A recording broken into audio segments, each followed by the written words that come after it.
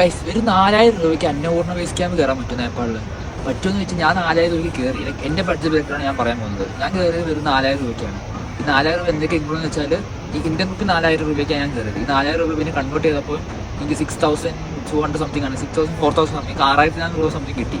ഈ 6400 രൂപയ്ക്കാണ് ഞാൻ നേപ്പാളിൽ അന്നപൂർണ്ണ ബേസ് ക്യാമ്പ് ഞാൻ കയറിയത്. പക്ഷേ ഞാൻ ഇപ്പോഴൊരു കാര്യം പറയാം, ഈ ഒരു പൈസ വെച്ചിട്ട് ആരും അന്നപൂർണ്ണ കയറാൻ പോകണ്ട. എൻ്റെ എക്സ്പീരിയൻസ് എന്ന് പറയാം, നല്ലപോലെ അനുഭവിച്ചിട്ടായിരുന്നു പൈസ ഇല്ലാത്തതുകൊണ്ട്.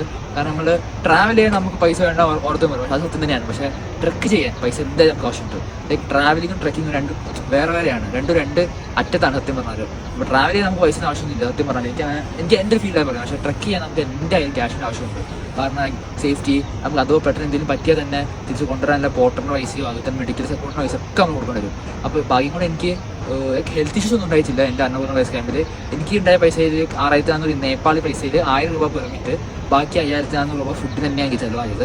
കുറേ ഫുഡൊക്കെ ഞാൻ ക്യാരി ചെയ്ത്, പക്ഷെ അതൊന്നും കാര്യം ഉണ്ടായിരുന്നില്ല. കാരണം ഞാൻ ക്യാരി ചെയ്തത് പറഞ്ഞ ബ്രെഡും പിന്നെ കുറച്ച് നട്ട്സും അതൊക്കെ ആയിരുന്നു. അതുകൊണ്ടാണെങ്കിൽ പെർ ഡേ 15-20 കിലോമീറ്ററൊക്കെ ആയിരുന്നു ട്രക്ക് ചെയ്യേണ്ടത്. മലയാണ് കയറുന്നത്. അപ്പോൾ ഈ ഫുഡ് കഴിച്ചിട്ട് എനിക്ക് തീരെ സർവൈവ് ചെയ്യാൻ പറ്റിയിരുന്നില്ല.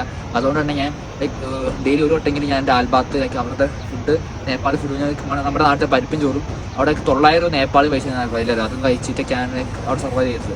അതിന് നിങ്ങൾ പോകാണെങ്കിൽ കയ്യിൽ അത്യാവശ്യം ക്യാഷ് വെച്ചോ. ലൈക്ക് ഞാൻ പറയുമ്പോൾ ഒരു മിനിമം ഇന്ത്യൻ റുപ്പി ഒരു 10 രൂപയെങ്കിലും നിങ്ങൾ കയറി വെച്ചോ.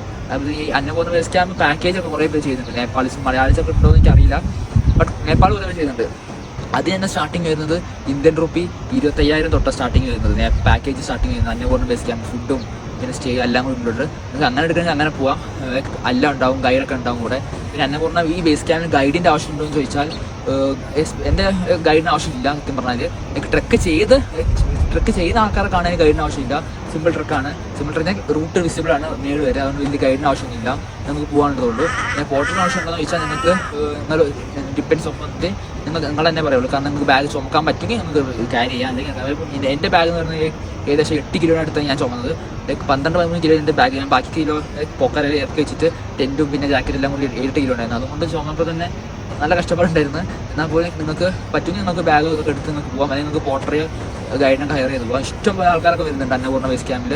നല്ലൊരു one of the best truck തന്നെയാണ് നേപ്പാൾ ഞാൻ ചെയ്തതിലെ. ഇതിൻ്റെ ഡിഫിക്കൽറ്റി എങ്ങനെ വെച്ചാൽ ഒരു മോഡറേറ്റ് ഈസിയാണ്, അത്യാവശ്യം കഷ്ടപ്പാടുമാണ്. പിന്നെ ഓൾട്ടിറ്റ്യൂഡ് സിക്നസ്, AMS അങ്ങനത്തെ ഇഷ്യൂ ഒന്നും എനിക്ക് വന്നിട്ടില്ല. അതുപോലെ നിങ്ങളെ പോലെ ഹെൽത്ത് ഇഷ്യൂ ഉള്ളത് നോക്കിക്കൊണ്ട് പോയാൽ മതി. മരുന്നൊക്കെ ക്യാരി ചെയ്തോ, എന്തുകൊണ്ടും പെട്ടെന്ന് ഉണ്ടാവും. ക്ലൈമറ്റ് ചേഞ്ച് കലോണ്ട് പിന്നെ റെയിൻ കവറും എന്തായാലും ക്യാരി ചെയ്തോ. ചില സ്ഥലങ്ങളിൽ റെയിൻ ഉണ്ടാവും. ക്ലൈമറ്റിലൂടെ പ്രതീക്ഷിക്കാനും പറ്റില്ല.